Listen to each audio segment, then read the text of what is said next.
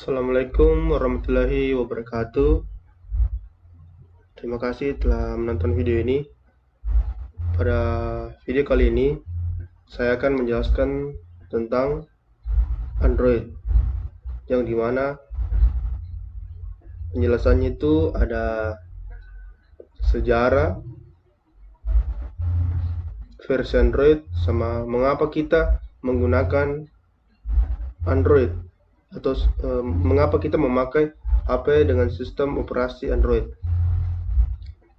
Namun sebelum saya masuk ke materi, perkenalkan, nama saya Valendion Pradana Pasalu, STB 172208. Untuk itu kita masuk ke materi.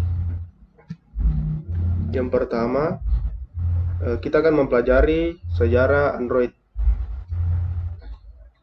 Mungkin teman-teman sudah mengetahui apa itu Android.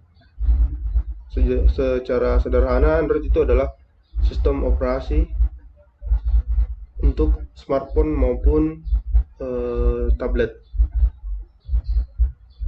Langsung saja kita masuk ke materi sejarah. Android pada mulanya berada di bawah naungan Android Inc., sebuah perusahaan yang didirikan pada tahun 2003 silam oleh Andy Rubin, Rich Miner, Nick Shear, dan Chris White.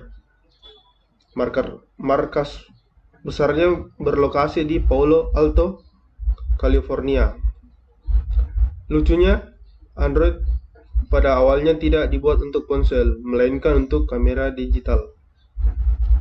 Ya, Android pada mulanya itu bukan untuk ponsel, melainkan untuk sistem operasinya kamera digital. Tujuan itu bergeser ketika perusahaan menyadari peluang mereka lebih besar untuk berkembang jika menyasar perangkat mobile. Perangkat mobile itu seperti yang bisa kita gunakan saat ini, yaitu HP. Jadilah Android diplot untuk menyaingi Symbian dan sistem operasinya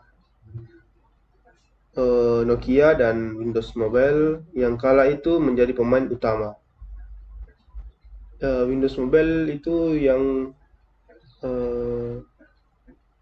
sistem operasi Windows, tapi kita jalankan di smartphone, menjadi pemain utama. Jadi saat itu dua sistem operasi ini sangat berpengaruh. Tapi pada saat mulai dikerjakan, karena suatu alasan Android Inc. menjalani misi itu secara tersembunyi. Oh, jadi Android secara sembunyi-sembunyi mengembangkan sistem operasinya.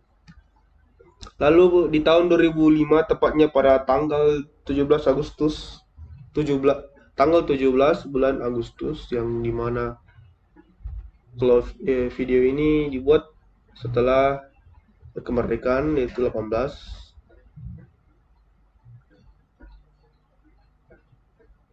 Mungkin beberapa tahun yang lalu, tapi tanggal kemarin, karena video ini dibuat 18.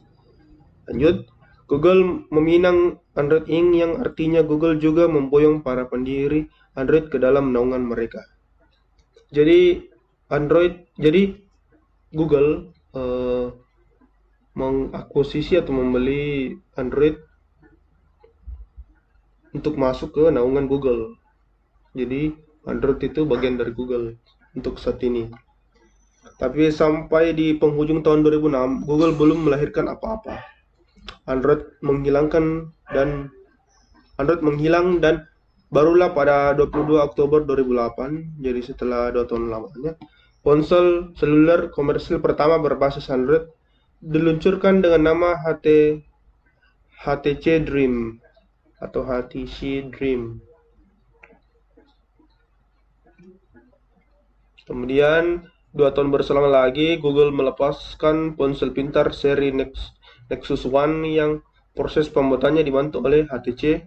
Kemudian muncullah berbagai brand dari OEM yang berbeda, mulai dari Samsung, LG, Asus, Asus, Lenovo, HTC, Vivo, Realme, dan masih banyak lagi yang beredar.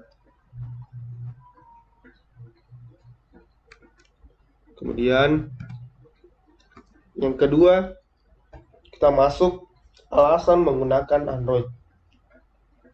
Kita pasti heran mengapa kita menggunakan Android daripada sistem operasi atau HP iPhone atau yang lain. Lanjut. Alasan pertama itu karena Play Store, karena aplikasi banyak.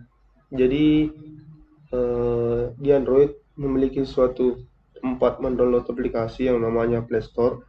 Memiliki jumlah aplikasi yang paling banyak dibanding dengan App Store, apalagi Windows Store.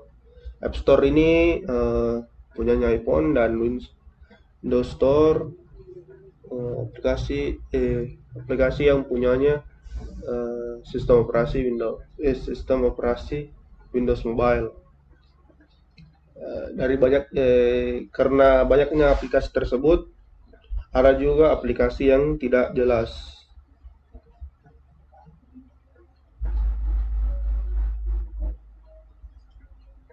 Oke, lanjut.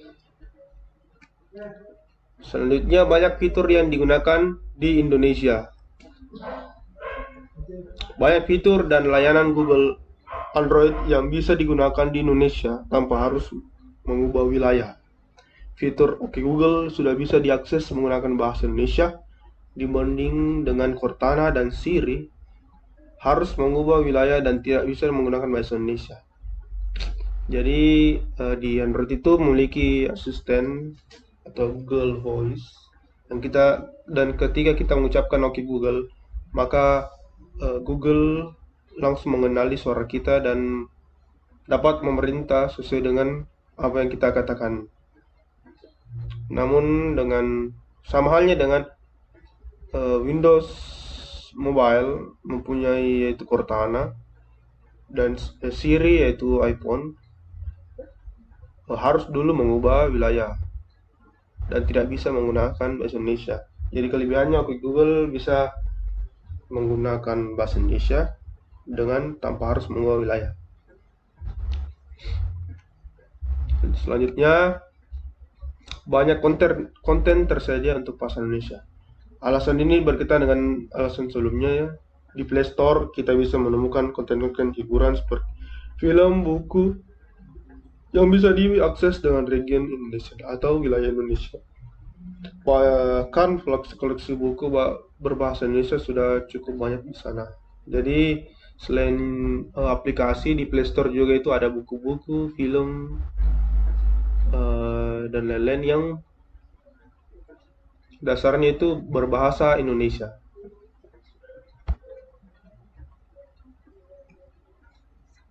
Yang selanjutnya, tuntutan pekerjaan. Aplikasi-aplikasi yang berhubungan dengan pekerjaan pun lebih banyak tersedia di Android. Bahkan aplikasi-aplikasi buatan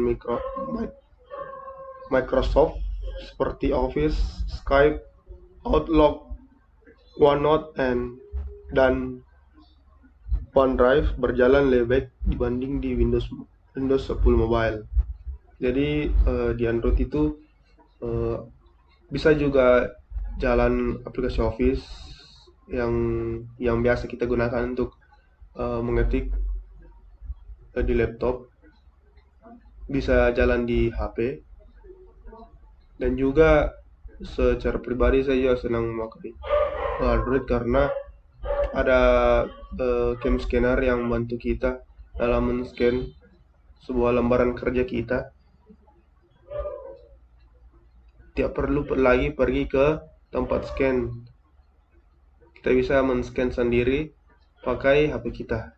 Itu salah satu manfaat yang saya rasakan setelah menggunakan Android. Lanjut, developer aktif. Developer artinya pengembang aplikasi yang aktif. Hal terbaik dari Android adalah penggunanya yang cukup banyak di seluruh dunia.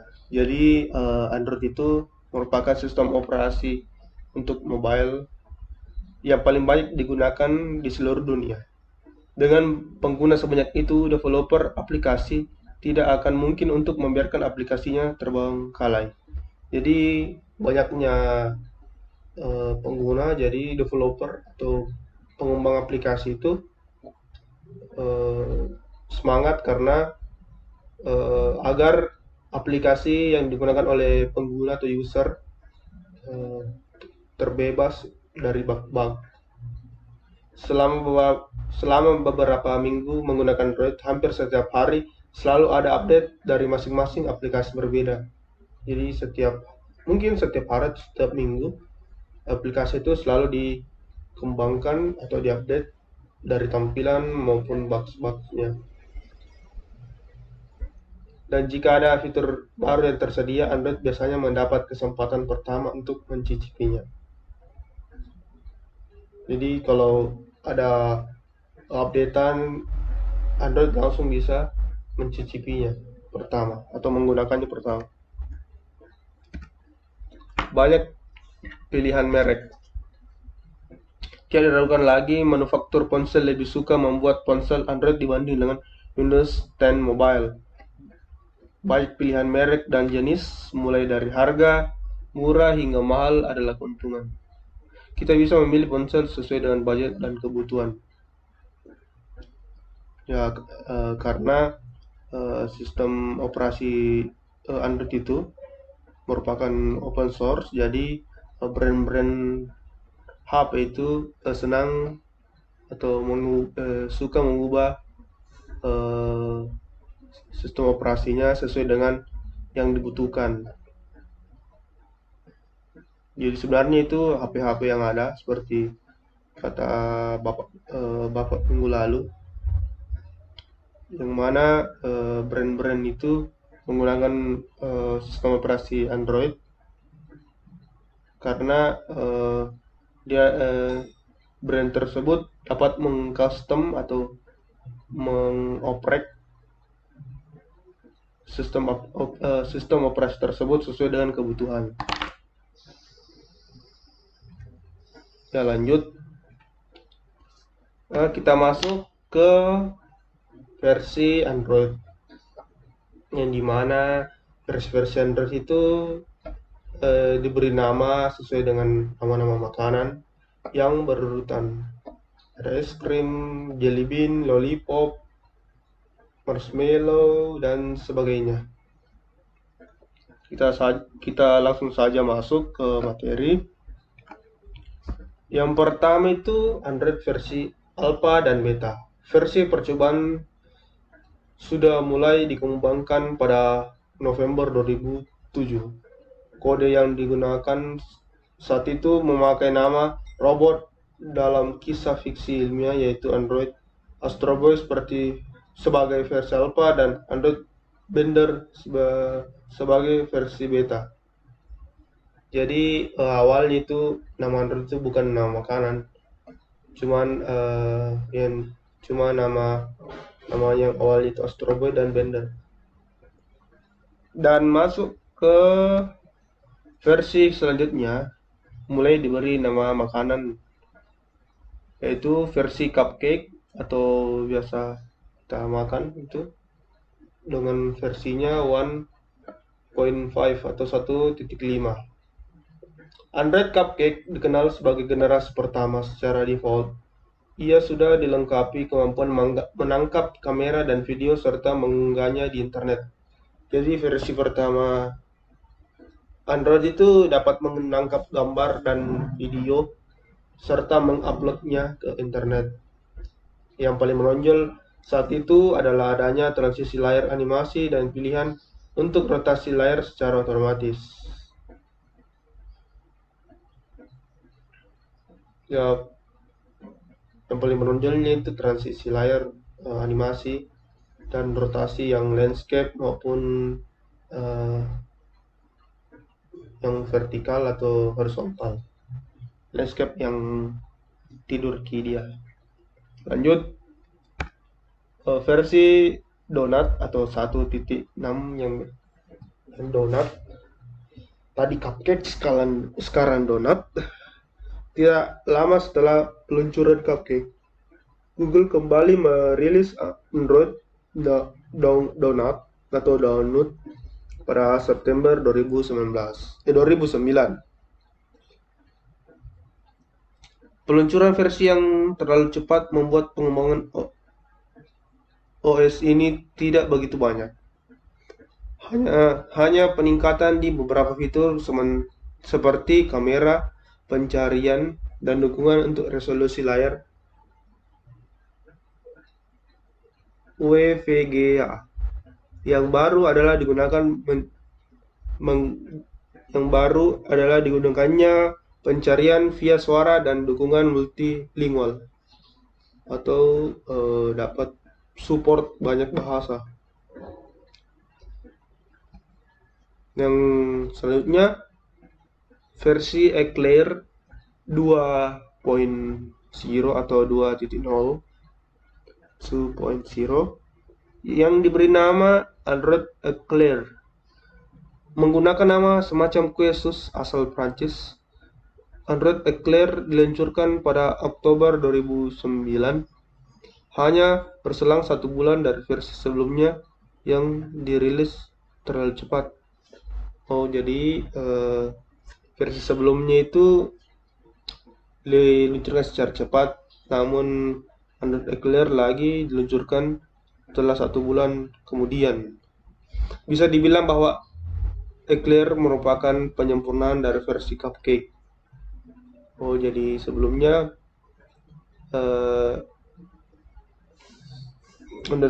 Android Cupcake itu penyempurnaan dari Eclair. Penyempurnaan fitur animasi layar dan kamera menjadi pembuktiannya. Namun mulai dari versi Eclair ini, kemampuan perangkat keras lebih dioptimalkan. Android pun semakin berfokus pada penghematan daya dan energi pada perangkat. Ya, aplikasinya sudah optimal, dan pada versi Android Eclair itu Android berfokus pada hemat daya dan energi dari perangkat. Jadi penggunaan dayanya itu semakin berkurang pada versi Eclair. Lanjut, versi Froyo 2.2 merupakan kependekan dari frozen yogurt. Jadi Froyo itu sebuah singkatan. Android Froyo diluncurkan ke publik pada Mei 2010, cukup panjang waktu yang digunakan untuk pengembangannya. Di sini berbagai fitur Android mendapatkan peningkatan signifikan, mulai dari kinerja, kecepatan, penggunaan memori, hingga fitur keamanan yang mendukung angka dan karakter unik. Jadi meskipun lama dalam pengembangannya, tapi banyak peningkatan yang signifikan yang dikembangkan. Yang paling menyenangkan yaitu adanya fitur USB, tethering, dan hotspot Wi-Fi. Ini semakin mempermudah pengguna untuk melakukan koneksi ke internet. Jadi di Android Froyo ini sudah hadirnya fitur USB tethering dan hotspot Wi-Fi yang mana memudahkan pengguna untuk terkoneksi ke internet. Lanjut, versi gingerbread atau kue bentuk yang ada dasinya. 6 bulan masa pengembangan tidaklah sia-sia. Gingerbread roti jahe. Roti jahe gingerbread segera menjadi favorit setelah awal rilisnya pada Desember 2010. Alasan utama karena kestabilan dan kecepatannya serta penghematan daya yang semakin mantap. Jadi updatean dari atau pengembangan dari gingerbread dari sebelumnya itu kestabilan dan kecepatannya meningkat lagi. Secara penambahan fitur tidak terlalu tampak, tapi peningkatan pada bagian kamera, keyboard virtual, tampilan layar, dan sistem audio suara.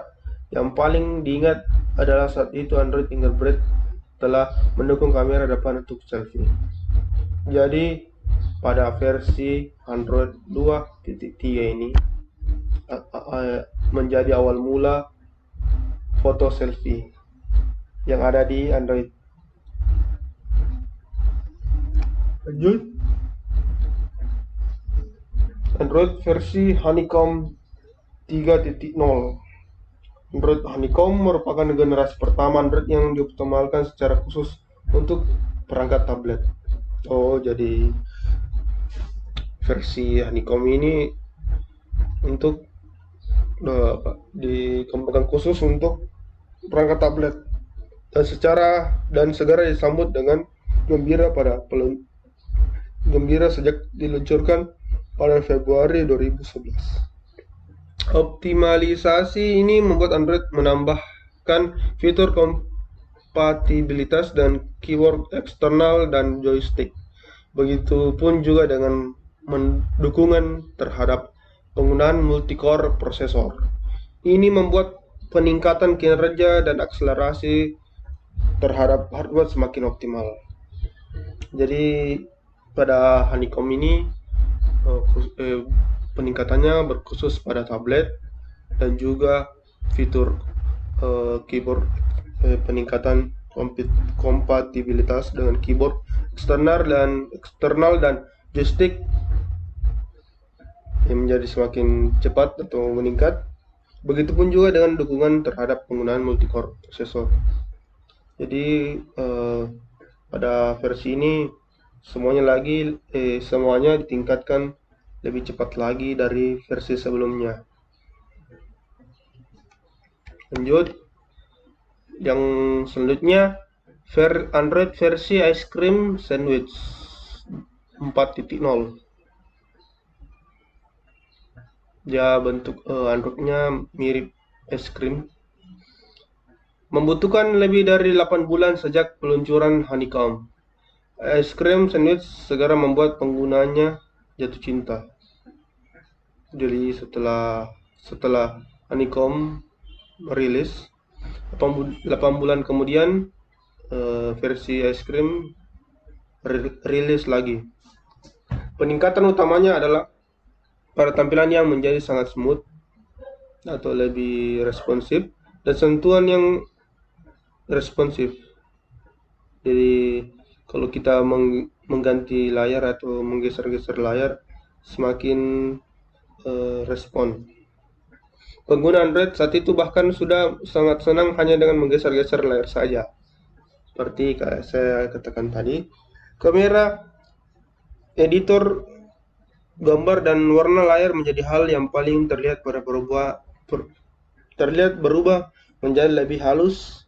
Di versi ini, Android juga mulai menambahkan fitur pendeteksi wajah sebagai pembuka kunci layar. Jadi di versi Ice Cream Sandwich ini yang 4.0, warnanya itu sudah semakin lebih halus, lebih baguslah dilihat.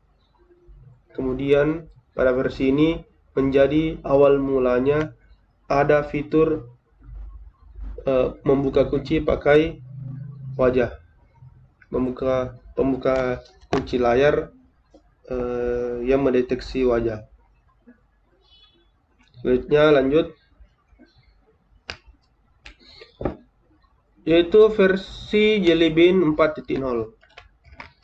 Setelah berfokus pada optimalisasi tampilan di Android CS, Jelly Bean terlihat berfokus untuk peningkatan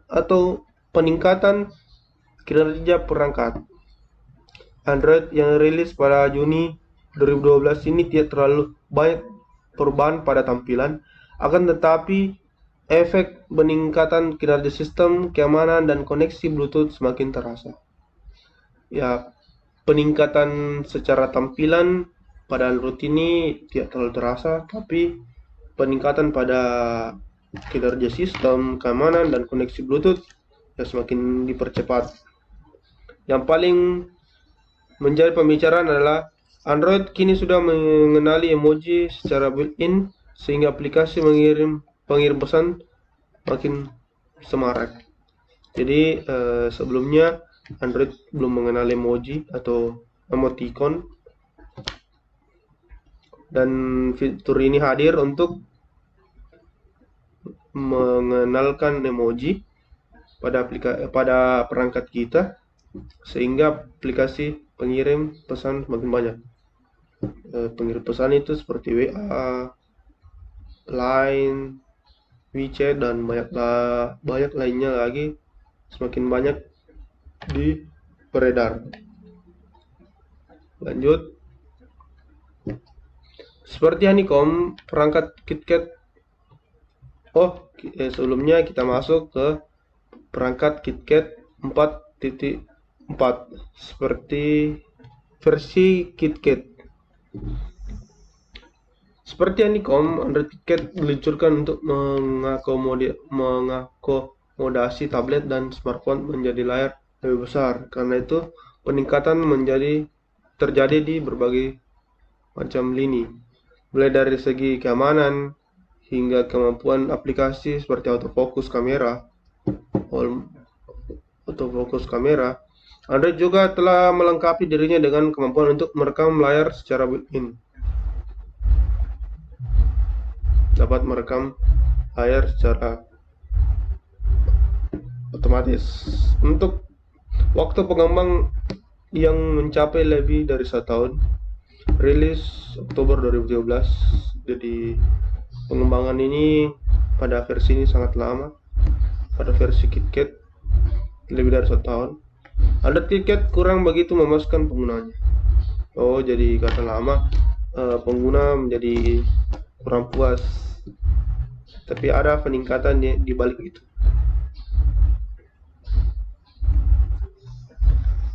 Yang selanjutnya versi Lollipop 5.0. Kita tahu Lollipop itu gula-gula yang ada pemegangnya. Peluncuran Android Lollipop menunjukkan bahwa Google berfokus mengintegrasikan secara sempurna Android sehingga Android dapat digunakan di perangkat apapun dengan lebar dan resolusi layar tingkat berapapun. Tampilan UI atau user interface pun mengalami redesign atau didesain ulang secara total dan mengalami peningkatan responsivitas dan yang signifikan. Jadi tampilannya UI ini berubah, responnya juga mengalami peningkatan.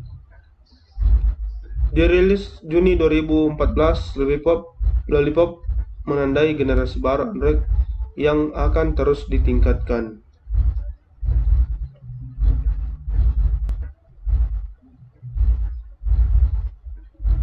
Lanjut, versi Marshmallow atau 6.0. Versi 6.0. Mulai versi ini Android tak terburu-buru memberikan update karena kestabilannya telah sangat memuaskan. Karena itu versi perantara 5-6 tidak dirilis ke publik. Marshmallow baru diluncurkan versi penuhnya pada Oktober 2015.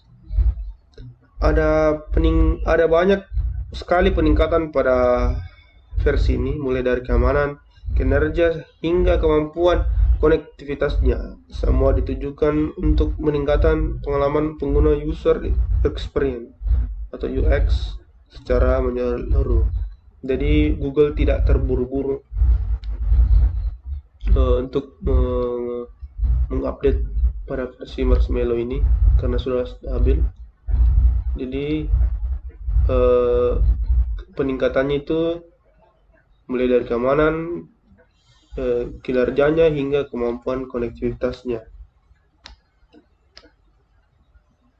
Selanjutnya Android versi Nougat atau 7. Diluncurkan Agustus 2016, Android Nougat memberikan banyak sekali peningkatan fitur hingga lebih dari 50 fitur tambahan terkait kinerja, kecepatan, tampilan, keamanan, konektivitas, dan kompatibilitas.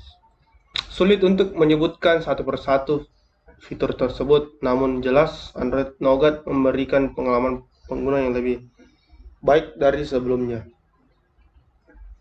Jadi di versi Android Nougat itu ada banyak penambahan fitur yang mana kecepatan, tampilan, keamanan semuanya ya ditingkatkan. Dan juga versi 7 ini yang saya gunakan pada HP saya. Lanjut, Android Oreo atau Android 8. Kehadiran Oreo pada Agustus 2017 menghadirkan babak baru yang disebut Treble Project, yaitu kemampuan perangkat Android untuk mendapatkan update secara langsung lewat internet.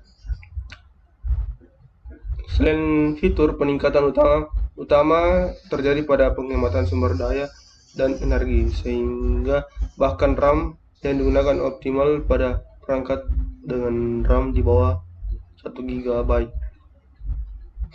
Jadi pada versi ini dapat update secara langsung lewat internet yang menjadi sorotan pada update ini. Yang selanjutnya versi Pie, Android Pie itu 9, setahun setelah Oreo. Jadi setelah setahun perilisan Oreo, kemudian hadirlah versi 9 atau versi Pie pada Agustus 2018. Secara performa, tingkatan Android setelah Oreo tidak terlalu jauh berbeda dengan versi sebelumnya. Peningkatan justru terjadi pada tampilan antarmuka serta fitur-fitur yang berhubungan dengan jadwal dan aktivitas pengguna. Jadi pada versi ini tidak terlalu berbeda, cuman yang berubah itu dari segi tampilannya dan aplikasi yang berhubungan dengan jadwal dan aktivitas pengguna. Itu menjadi perubahan yang dasar dari versi Pi 9. Selanjutnya yaitu versi 10 atau versi 10. Android versi terbaru ini pun diperkenalkan dengan nama Android 10 saja atau Android 10 saja, tanpa embel-embel apa-apa. Pengembangan fitur kinerja agak dianggap sudah sempurna hingga masalah penghematan sumber daya lagi menjadi fokus. Jadi Android sudah merasa atau Google sudah merasa fitur kinerjanya dianggap sudah sempurna dan berfokus pada penghematannya. Apalagi dengan hadirnya perangkat keras yang memiliki resource besar sekarang ini, optimalisasi menjadi fitur keamanan dan kompatibilitas. Salah satu fiturnya adalah dark mode. Jadi pada Android 10 ini salah satu fiturnya itu adalah dark mode atau mode gelap. Dark mode atau mode gelap adalah aplikasi yang akan mengurangi penggunaan baterai. Dark mode juga lebih ramah pada mata yang terus tertuju pada ponsel. Jadi dark mode itu sebuah fitur yang dimana mengubah warna pada HP kita menjadi lebih gelap, yang mana kita terus menatap layar HP kita dengan cahaya yang terang dapat merusak mata, dan Google membuat fitur yang mana warna yang terang tadi diubah menjadi gelap pada Android kita. Jadi ada versi terang dan versi gelap. Itulah tadi penjelasan saya dari materi Android. Semoga teman-teman atau Bapak dapat mengerti apa yang saya sampaikan. Kurang dan lebihnya mohon dimaafkan. Sekian dan terima kasih.